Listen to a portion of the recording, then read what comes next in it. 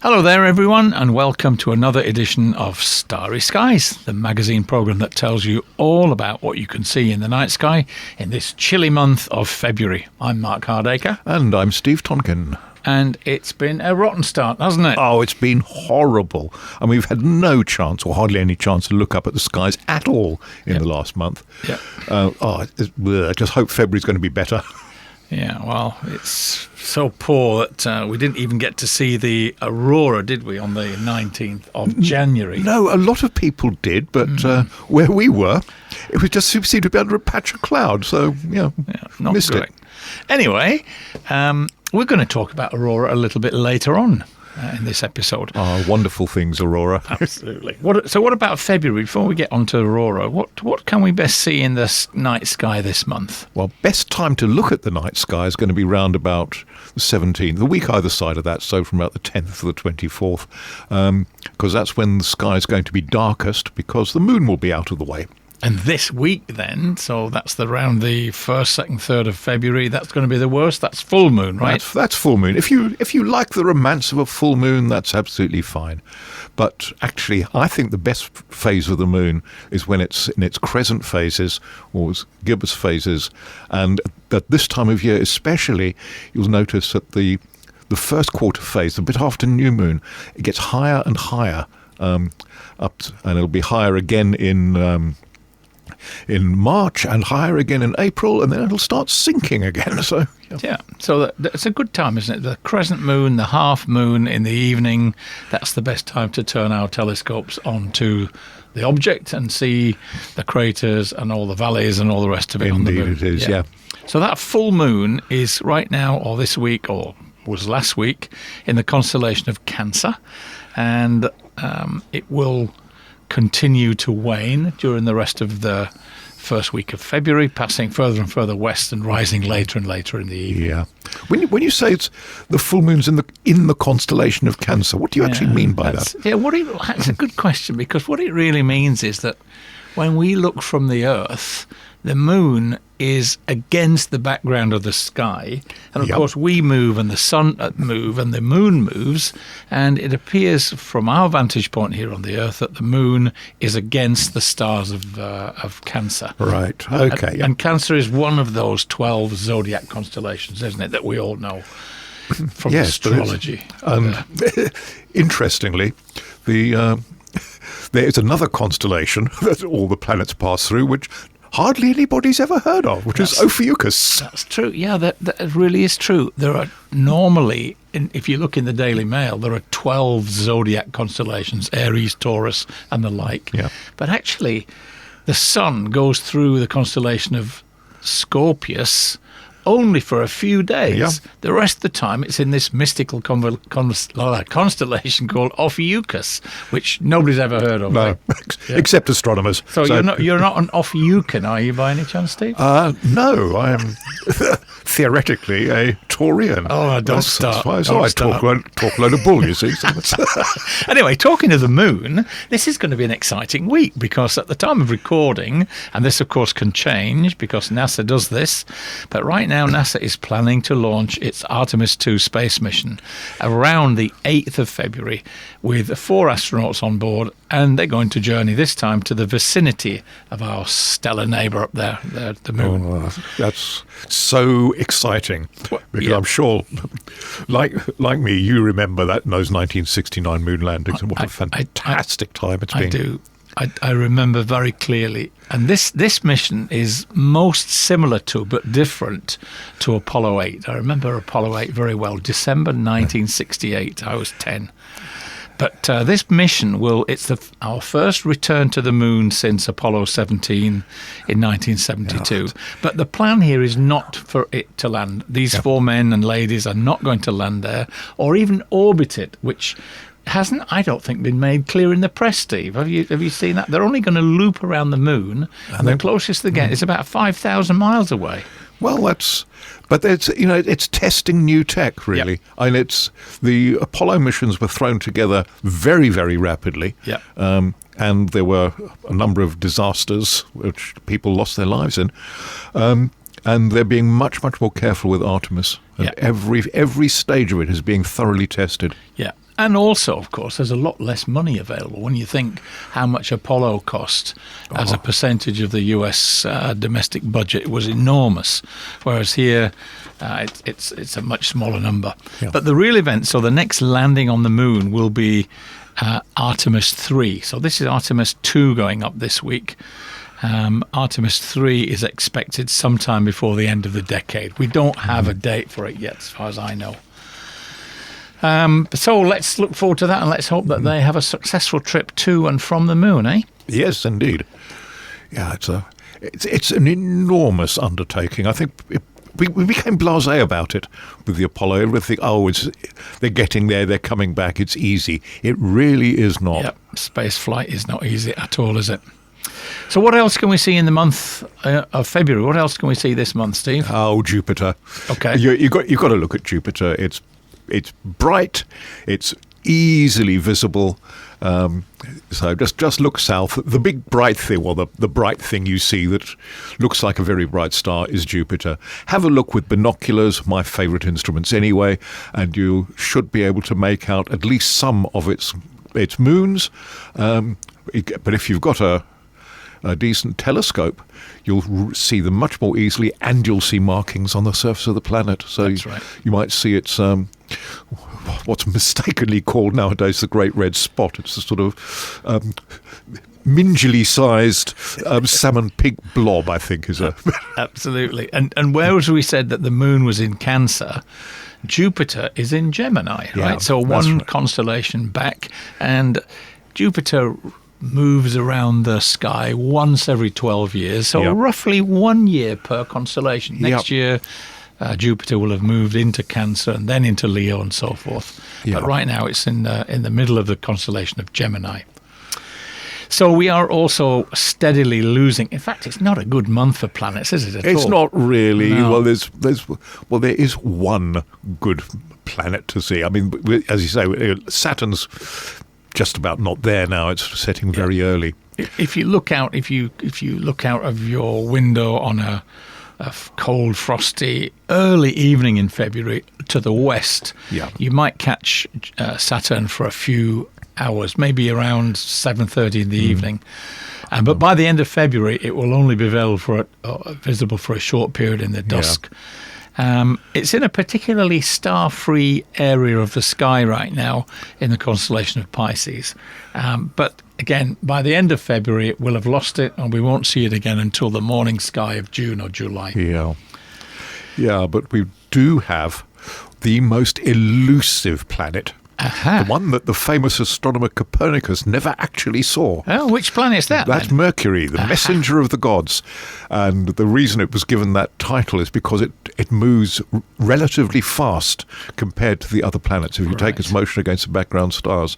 But in springtime, the spring half of the year, which we're coming into, if it's in the sky in the evening, again, it is relatively high. Right. Its morning apparitions in spring are terrible. Its morning apparitions in autumn are great, but we have this evening apparition sort of round about the 22nd of February, so a few days either side of that. You look for it just after the sun has set. It's always in twilight, which is one of the reasons it's difficult to see. Never in a dark sky. You never see it in a dark sky at all. And please wait until the sun has set, because you really find it much easier to see in binoculars, and you do not want to see the sun in binoculars. Absolutely. It'll probably be the last thing you ever see. So what we wanted to do is to look. We need a western horizon that's pretty clear, so we need to get up fairly high. Wait till the sun has gone down. Yep. Wait till it starts going that nice orangey, purpley colour, and then start looking with binoculars, right? Yeah, indeed. And so somewhere in Verwood, somewhere like St Stephen's Castle is pretty good, I think, or Knowlton Church would be a good idea, where we've got a nice western view. And as you say, Steve, binoculars by far the best. Naked eye possible, once you've found it, I think. Once you've found it and you know exactly where to look, you can see it. Yeah. It's, but it is knowing exactly where to look, because our detailed vision is only a tiny little part of what we think we can see with a full field of view. And unless it's in that little detailed bit, you're just not going to see it. Right. So make a note. either side of the 22nd of February, a couple of days either side. If it's a clear night, look to the west. And do let us know on Forest FM if you can find it. Yeah. Well, find Saturn first. Oh, yeah. And it'll be just, so we've already said how low Saturn's going to be, and it's going to be sort of below and to the right of Saturn. Yep. So actually, Mercury will be brighter of the two. So at this time, Mercury changes its brightness quite a bit during this period of time, but probably about the same or similar magnitude toward the end of the month. Yeah. Anyway, the other planets are all difficult this month. So Venus will be nice come the summer, but right now far too near the sun. Neptune, well, you can only see it with a telescope anyway. Mars, still too close to the sun. And Uranus is only visible in binoculars up near the Pleiades. So it's really Jupiter and a little bit of Saturn, Mercury, and that's your lot for this month of February, isn't it? Yeah, that's it. So what about this aurora then? Well, as I said, I'm still seething that I happened to be under about the only cloud in southern England at the time it was on. Well, you joined the club. I didn't see it either. I was very fortunate to see those May 2024 aurora. Yes. That was the best I've ever seen. But this one we've just missed, shall we say, on the 19th of January. Did you see all the photos on the BBC website? Yes, I saw all the photos. Wake up the next morning. Everybody else saw it. My other half was at a meeting and they heard about it and saw it. It's just everyone except the blooming astronomers. You're an astronomer. Did you see it? No, I didn't. I thought you were an astronomer. Yeah, we thought we were too. So we didn't get to see it, but it's a shame anyway.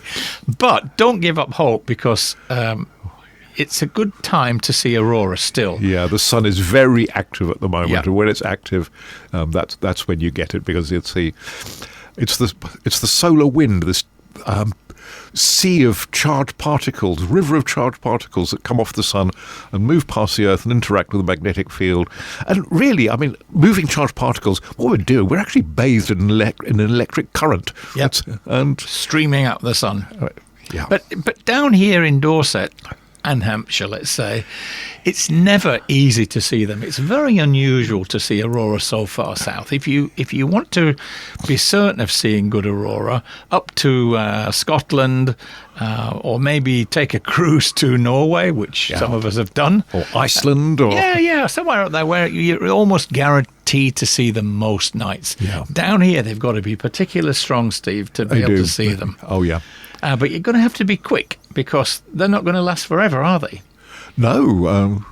We're coming out of, we're going to start to come out of this active phase, and then we'll have quiet time. So how does that work then? The sun is variable. It's producing maximum amount of particles and solar wind now then? Is that how it works? Yes, sort of. Okay. The sun goes through an 11-year cycle of activity. Usually. There are times when it seems to forget it goes through an 11-year cycle. Yeah. But you get these periods of activity, and so there's loads of what we call sunspots at the moment. These are, look at an image of the sun, you see like dark bits on it, and that's where the sun is particularly active. Right. And you get to a stage, in a few years' time, where you might get what the very creative term for it is a spot nil. No, there's no sunspots. It's a spot nil. Yep, and so that would be when we're at a solar minimum. Yeah. So that's going to be about 20, 30. This cycle is about 11 years, as I understand it. Yeah. So if we're at a maximum now, 2025, 6 plus half of that is so about 2030 will be in a minimum. Yeah. So if you're going to go see the Northern Lights on a cruise or a trip up to Norway or Iceland, best to be booking it now. Honestly, yes, indeed. Because in the next 4 or 5 years, the chance of seeing them will decline.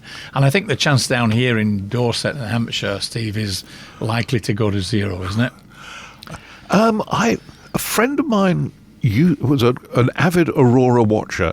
He lived just outside Wimborne. Right. And but because he looked, he said he normally saw the aurora sort of at least 2 or 3 times a year. Ah, even in the solar minimums. Yes. Wow. But the reason he did that was he actively went out and looked for it, which of course, if you're stuck inside, it's not going to happen. You've got to look for these things. Yeah, and if you've ever seen them, you'll know that it's an almost unreal feeling, that rippling of curtains of green and pink and violet dancing across the night sky.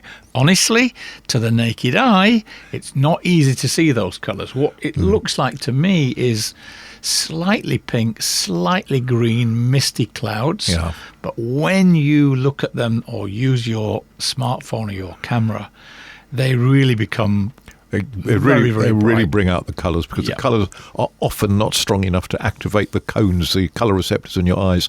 Yeah. The best ones I've ever seen was about a quarter of a century ago. I was living in Canada. And of course, the magnetic North Pole, was closer to Canada than any other country at the time, Right, yeah. or Canada and Greenland. And boy, we saw some fantastic aurora there. And it's just commonplace. Everyone shrugs, so what? Yeah, almost like our rain here. Oh, another rain cloud. But these particles are streaming out the sun.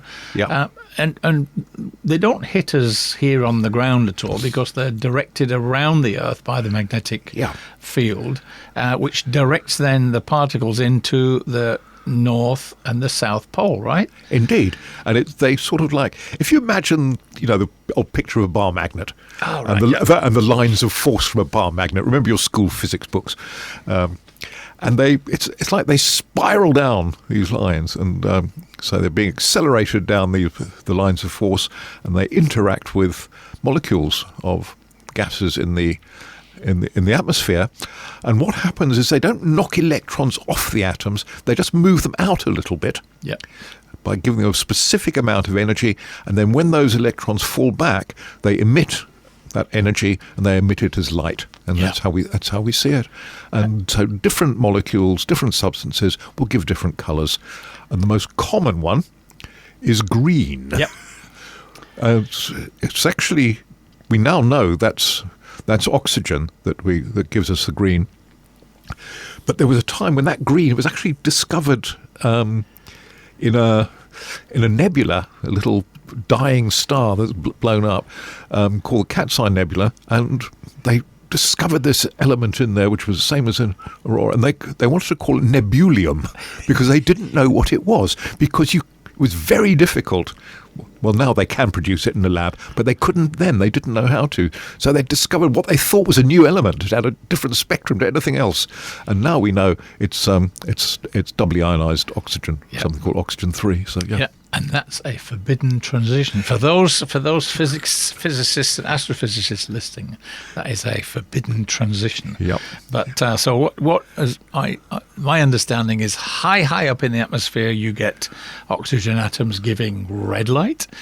As the particles stream down lower, they hit oxygen atoms and giving out this famous green light. And then even lower down in the atmosphere, if the display is so intense, the particles will almost reach the ground and hit nitrogen molecules, which emit then the purple or the blue. So we get a palette of colours in the sky, ranging from the red, the green, the pink, the blue. So when it's a really busy display, you can see all of those. But generally, I agree, we normally get green. That's the most common colour, I'd say. Yeah. I was very fortunate. I've just come off of 2 cruises up to Norway, and on both cruises we were very, very lucky to see intense displays. We were very lucky. I'm not jealous at all. No, not at all. No. That's great fun. Yeah, I'm going Aurora green with envy here. Yes, indeed. So anyway, do go and look now. I mean, the best thing to do is you can go out any time when it's dark. Of course, it has to be dark. The best season runs from September through to March, because obviously that's the long nights. You've got to go outside when it's dark and give your eyes time to adjust to the dark, and take your camera with you. because that gives you an even better chance to Yeah. detect these faint glows. Yeah. Again, look between 10 and 2 a.m. I mean, that's Yeah. obvious too, because it's Yeah. got to be dark. And look to the north. And of course, you've got to look to the north, because that's where, guess what, the northern lights Yeah. appear. Yes. Look for the plough, of course. That's a good guidance to where the North Star would be. Most months talk about how to find Polaris from the plough. So look north. You might just see a faint cloudy glow. Take your camera out, take your smartphone out, point it up at the sky, and adjust it then, if you can do that, to night mode. I think an iPhone Yeah. can do it. An Android phone has a similar setting. Yeah. And of course, the further away from city lights you are, the better. Much better. Point it up in the sky, 2 to 3 seconds exposure, no more than that. Otherwise, you'll get what is effectively fog. And aurora move as well quite quickly, so you'll start to get some blurring. So I was taking pictures with 2 to 3 to 4 seconds exposure. More than enough. Yeah, that's good. And literally, it will look a bit like light pollution. Yeah. On the most common ones you see. Excuse me. And the most common ones you'll see are, because we're so far south, are the red ones Yep. from here, and that is because they're high up, so we can, the others are actually below our horizon, but that's Yep. the bit you see above the horizon. Yep. And it's actually what gives aurora its name. Aha. Because aurora means dawn. That's right. So it's like this false dawn in the sky as the sky reddens. And they have been seen as far south as Italy on really Yeah. good ones. But yeah. Well, I think the May one, 2024, that was one of the best ever. Yeah. It was a terrific, very, very strong display, and I believe it was seen from all 51 US states, which is Wow. amazing, Yes. really amazing. So it went down definitely to Italy at that time. yeah. So if you're photographing the aurora from southern England and you've got a camera, then you can set that to manual, so M or even B bulb on your camera. Use a tripod, wide aperture, a high ISO setting, and again exposures of 5 to 10 seconds at the very, very most to gather as much light as you can. But I think the smartphones are the best these days, Steve. Oh, they're perfectly all right. I Yeah. mean, I've got a little tripod and adapter that I can use on a smartphone. I can just sit it up anywhere. It's a tiny little tripod, but it's fine. Yeah. It keeps it still. That's all you need. And you can get little shutter release thing, just little buttons that work on Bluetooth. Yeah. And so you don't shake your phone by taking by pushing the button to take it. And of course, some phones have voice-activated shutters as well. Yeah, that's also very useful. The other thing, of course, is give yourself the best chance of finding them by using some of these new apps that we have on our phones. One of the ones I like is Aurora Watch UK. So Oh. I think you can download that on both platforms, certainly on iPhone, Yeah. probably on Android as well. I'm an iPhone user. And these tell you about what is happening in space. What is happening? Is the sun active? Is there a bunch of particles on its way, a flare maybe on the sun? Is it likely to happen? And they report what's called the KP index, which is a measure of this geomagnetic activity. The higher the KP, the higher the chance of aurora. Yeah. And you can set these apps so that they will ping your phone, and of course it always happens in the middle of the night. And it will ping you when there's an aurora likely, and that's the time to go outside rather than just... Or the other thing you can do is join an astronomy club. So, That's for it. example, with 40-minute astronomers, we have what's called a Discord server, and that has an aurora alert bit on it. And that's what I use. It's just because I get a ping whenever a new post is made on that. And, I can just look on that. So I don't even need the app on my phone. Yeah, and it's very difficult to do aurora gatherings where we say, right, we're going to meet at such and such a time to see aurora, because you can be absolutely certain there'll be no aurora if we do that. It's bad enough to try and get a starry night to go and do some observing, but to try and get Well, if we sent out an aurora alert, by the time we'd all gathered somewhere, it would be over. Absolutely. This is the typical luck we get. But just be patient. Look often. The real trick to seeing aurora is look every night. Yeah. gazing to the north. Yeah. Anyway, apart from the aurora, of course, the objects we've mentioned today can be seen on our monthly star chart, which you'll find on Forest FM Facebook page, as well as online at Fordingbridge Astronomers and Wessex Astronomical Society. And for this month, it shows the stars around the 15th of February, around 10 p.m. So go and have a look there. Yep. And if you're interested in finding more about astronomy, as Steve just said, please contact us at our local astronomy clubs. We are delighted to hear from new members. We're growing all the time. We're a friendly bunch, all of us. Fordingbridge Astronomers meets every third Wednesday in the month at the Elm Tree in Hightown in Ringwood. Yes, and the Wessex Astronomical Society meets at the Allendale Centre in Wimborne, and that's normally on the first Tuesday of the month. Yep, and the third club locally is Cranbourne Chase Astronomy Club. They meet on the second Wednesday of the month at the Grosvenor Hotel in the centre of Shaftesbury. And they are all, I think, very friendly clubs. They love to have new members because basically we like showing off. Yeah, we do. Yeah, we like talking, don't we? As well. Have you noticed that? That's funny. We filled up nearly half an hour here just chatting away. Yeah, it's just such a wonderful hobby to get into because there's stuff you can do sat down at a table because it's cloudy, or there's stuff you can do outside when it's nice, and just to get outside is such a wonderful thing anyway. Go and touch some grass, they say, or just go and look at stars. It's real life going on around you there. And we don't need expensive kit. Many people say, but I don't have a big telescope. You don't need one. Yeah. All you need is a pair of eyes, or if necessary, one will do to see the stars, and you need to have a bit of a thirst for knowledge. Come and see us. And also, if you want some guidance on what to buy for maybe your grandson or children or for yourself, before you buy, ask one of us at the club. Yeah. We've all been through this story before. We've all bought the wrong thing, and we can guide you to help you buy the right thing to start with. And you can look through our stuff see what suits you. So we'll look forward to seeing you next month for another edition of Starry Skies. Until then, it's goodbye from me, Mark Hardacre. And from me, Steve Tonkin. And as usual, clear skies. Hey, that was...